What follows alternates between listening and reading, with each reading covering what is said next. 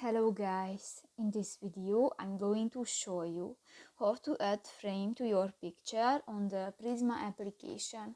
But first of all, I just want to mention, please don't forget to subscribe to our channel, because at 100,000 subscribers we are going to show you our YouTube revenue statistics and growth strategy, how to make money online.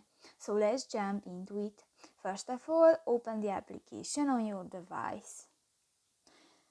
Select a picture from your gallery and here click to the third option at the bottom of the screen next to the layer button, and in the frame section you can find different frames, and just select one, and if you finish, just click to the apply button and done.